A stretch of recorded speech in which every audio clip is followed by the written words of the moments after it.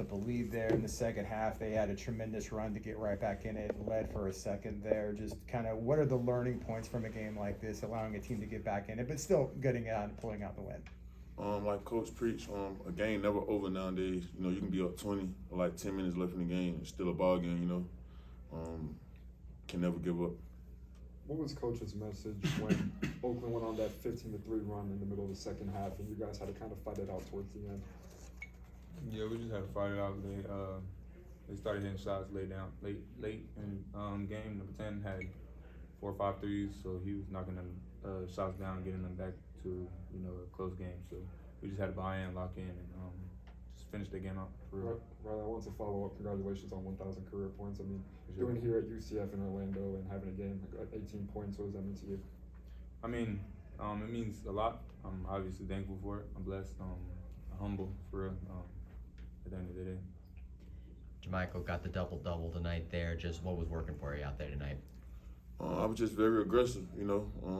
I feel like this game was personal to me, you know. They kicked us out of the tournament last year, so I came in with an aggressive mindset. Riley, I just wanted to ask you, there was some kind of chippiness out there tonight, especially with that tech that was thrown out. What were the emotions like out on the court against Oakland? No emotions. I just got to do better. Was there anything like specific that was said or anything? Or? No, I just got to do better. When you play a team like that that's scrappy this early in the season, how does that prepare you to win games and kind of see different looks and see a team like you said that you saw before, but talk a little bit about how this can prepare you? It just come down to late game situations, you know. We executed down the stretch. We got key stops. That's one thing. We got key stops, you know. It was like they had like 2-3 possessions when they was only down 1 because we turned the ball over, but we got key stops on the other end. Take us through just sealing the deal. They tried to fight back. They tried to cut the lead. They tried to come in and get one, but you guys weren't having it. Take us back to that part of the game. Yeah, like you said, we wasn't gonna have it for real. We wasn't going. At the end of the day, I mean, yeah, kudos to them. I just found out they coach is there for like 40-something years, but you know, they're obviously going to be well coached in that regard. They started running excellent plays down the stretch. We just had a buy-in, like I said, and really just gut it out.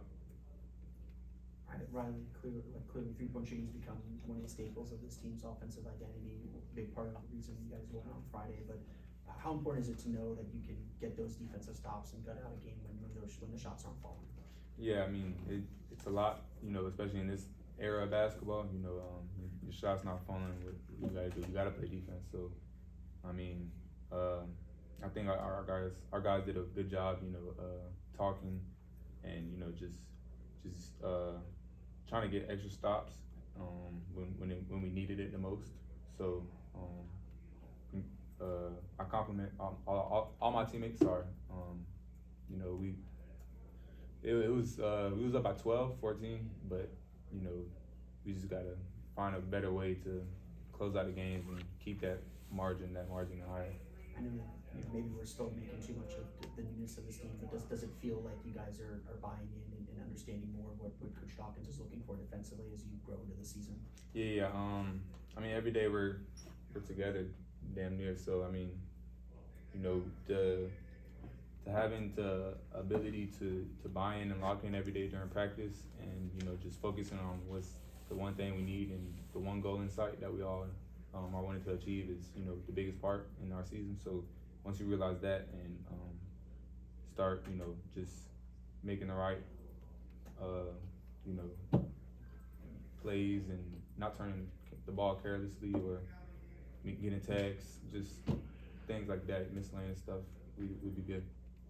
Jamichael, you had 6 offensive rebounds tonight and 16 as a team. How important is it to crash the glass like that to get those extra possessions? You know, coach preach about hunting. You know, that's part of our EGBs. You know, he want everybody to crash. Actually, you know, I just, like I told you, like this game I was like more. I feel like I was more aggressive. You know, now I expect me to be like that every game for real. Time for a few more. Yeah, to add on to that first double-double of the season, what went well for you tonight? I feel like the touches around the room you know, I was able to get to my spot today. And I feel like I was actually like in the right spots to get the rebounds today.